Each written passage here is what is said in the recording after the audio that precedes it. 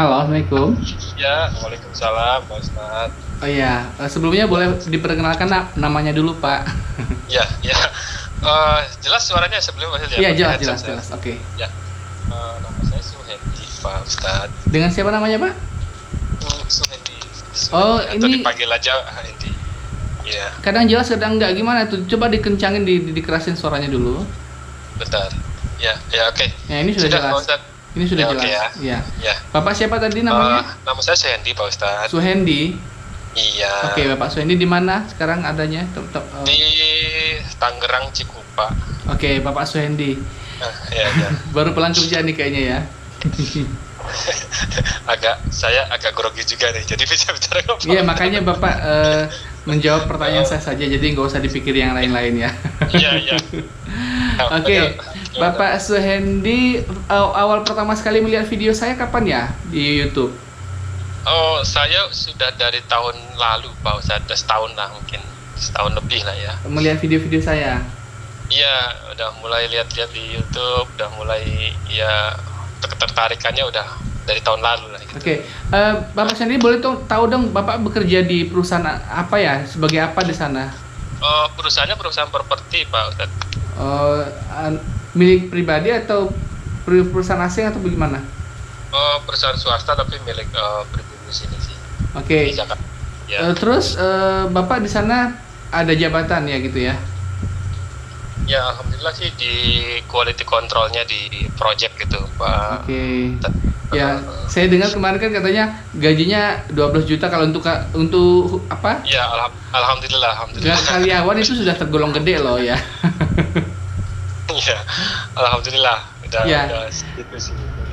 Oke, terus waktu pertama kali lihat video saya itu dulu, itu sudah punya problem, sudah punya masalah ya?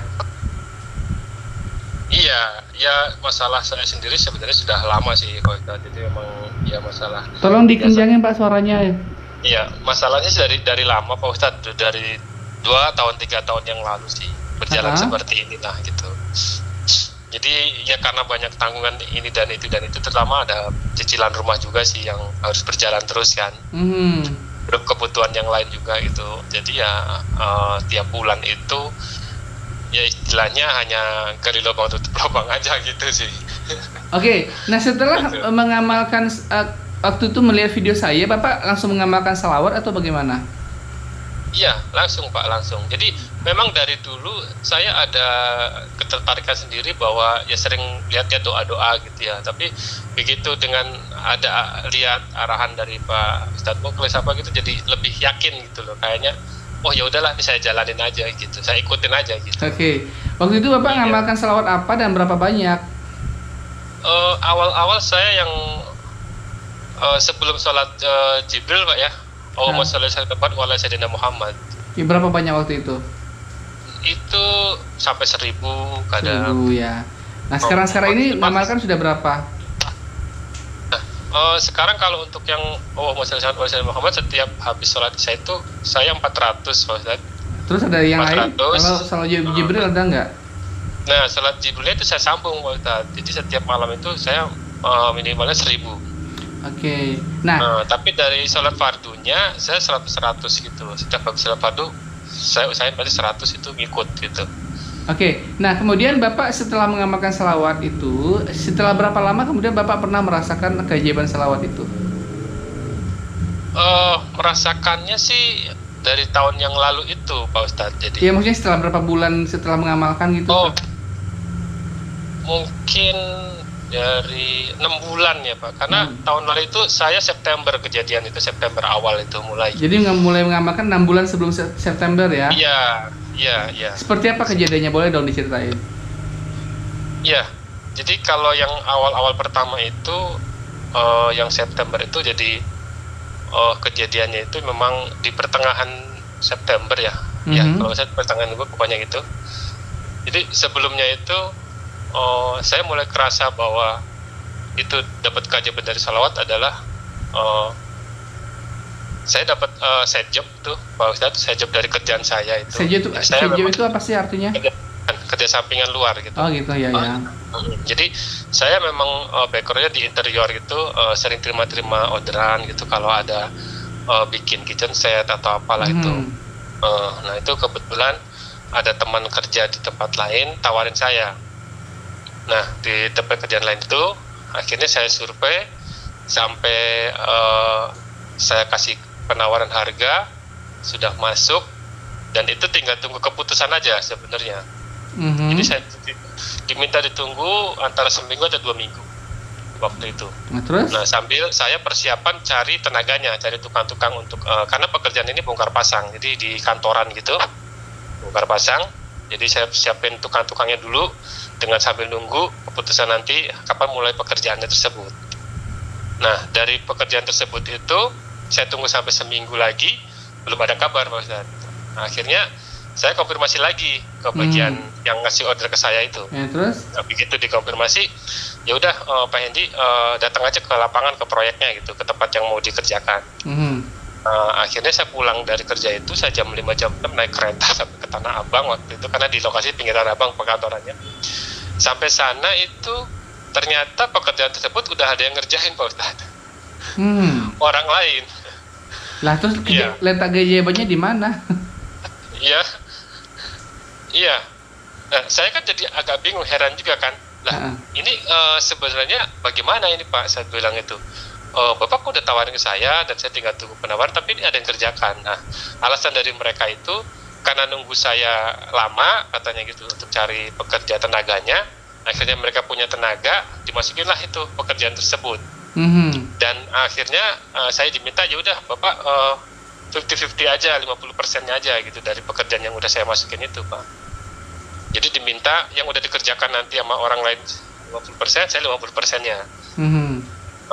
Akhirnya ya saya pikir-pikir kan, wah ini repot kalau kayak gitu. Masalahnya kan ini bongkar pasang pekerjaan tersebut kan. Jadi hitung-hitungan juga nanti susah gitu loh.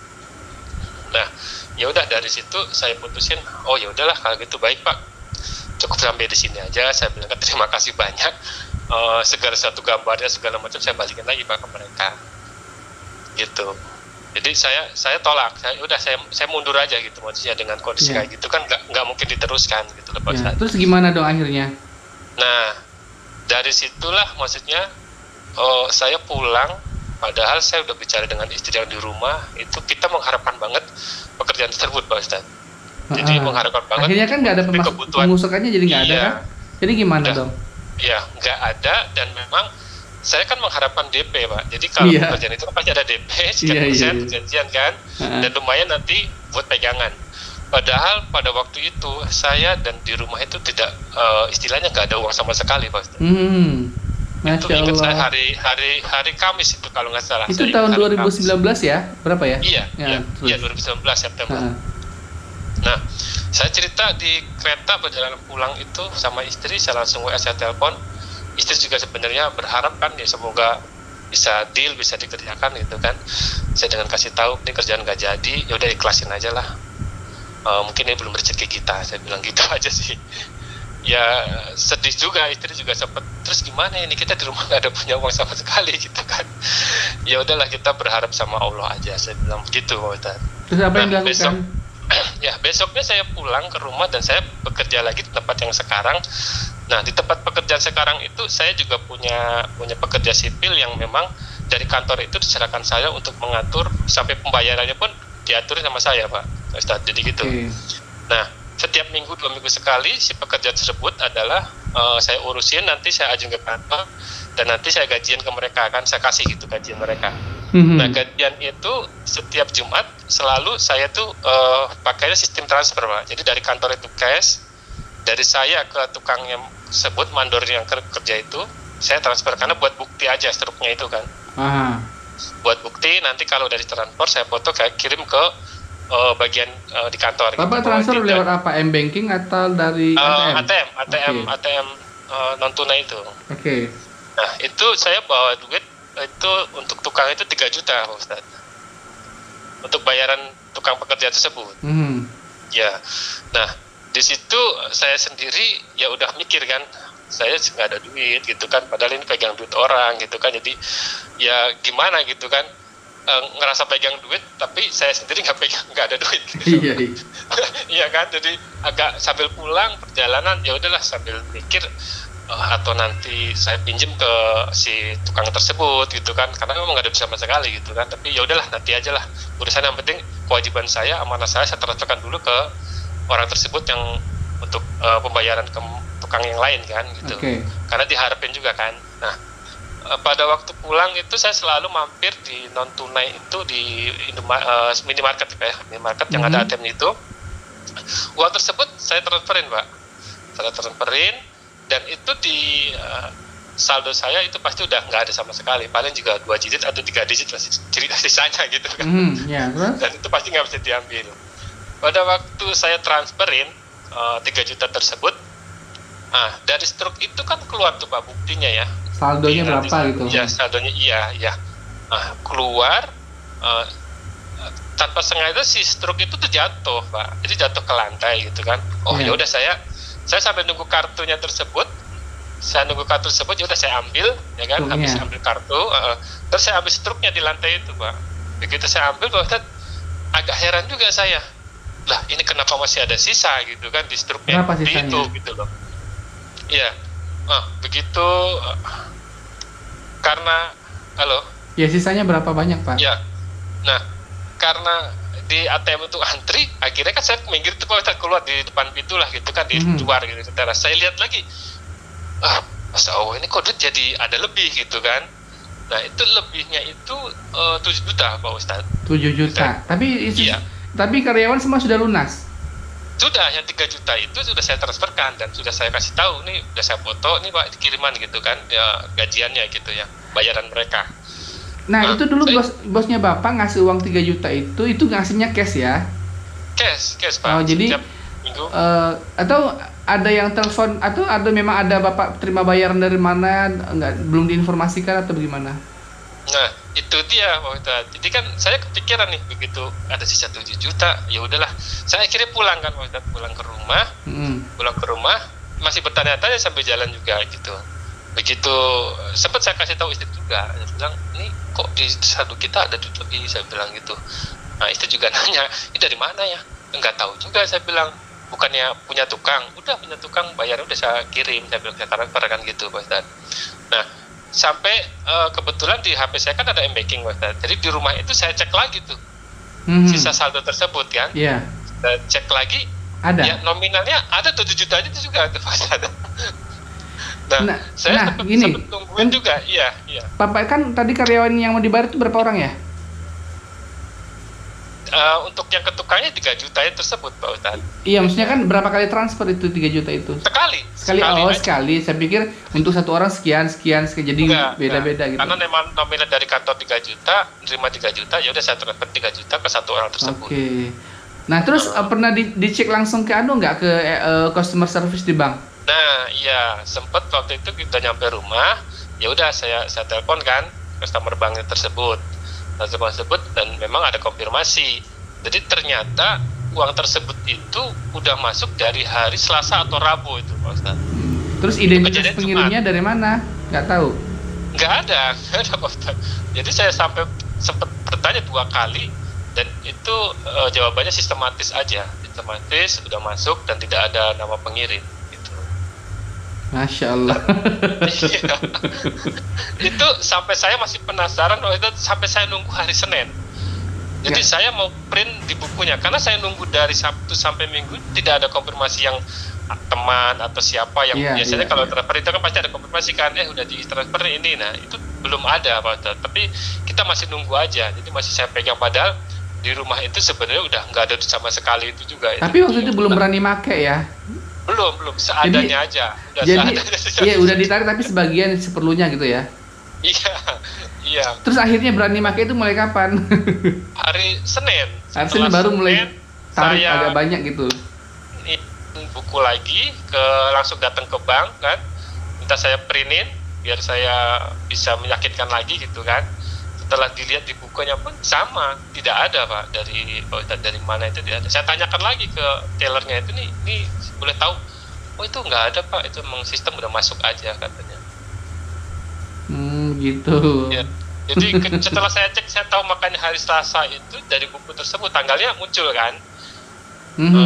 Karena memang di saldo ATM di buku ATM saya juga nggak ada sama sekali, saya nggak pernah ngecek selama itu, sudah seminggu lebih pokoknya saya nggak pernah ngecek karena udah tahu itu nggak ada pasti kan gitu. Iya. Saya ketahuannya baru hari Jumat tersebut, Jumat malam. Nah, setelah itu baru sadar, jangan-jangan ini kayak yang diceritain di YouTube itu ya. Bapak mikir gitu nggak tuh? Nah, itu iya, sampai istri utama yang paling takut Pak Ustadz, paling takut karena ini nanti gimana ya kalau kita pakai, nanti kalau kita ditanyain orang atau bank gitu. Paling takut, nggak mau nggak mau pakai, belum yakin gitu, belum yakin. Nah terus saya jelasin ya mungkin ya inilah mungkin yang selama ini yang jadi sebelumnya itu istri belum ngikutin anjuran saya salawat itu Pak. Jadi hanya saya aja sendiri. Oh, jadi mungkin belum yakin ya, belum tahu gitu ya. Ya, sempat lihat tapi mana iya, sampai nanya-nanya ke teman tetangga itu ada yang transfer nggak ini ya. Ya memang nggak ada gitu loh.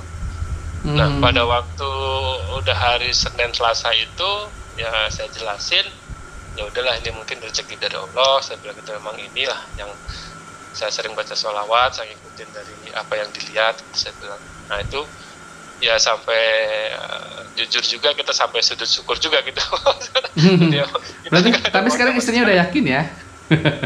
Oh, sekarang justru istri saya yang lebih getol Pak Ustadz, lebih banyak sholawatnya. Oh iya, berarti beliau sudah mulai suka dengan video-video saya? Iya, sudah. Ada yang baru, ada yang ini selalu melihat-lihat. Oke, terus setelah yang lebih banyak Pak Ustadz, sekarang udah nyampe tiap hari 15.000, 10.000. Siapa? Istrinya?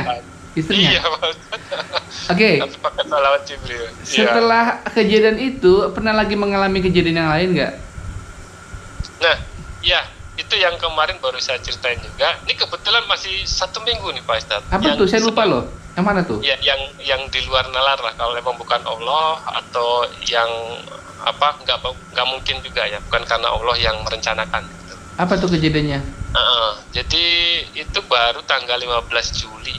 Jadi baru hari Selasa Rabu ya, 15 Juli. Gimana? Kemarin, Pak. Kejadiannya seperti apa? Nah, itu sama Pak Ustadz. Jadi kejadiannya kami tidak pegang uang juga.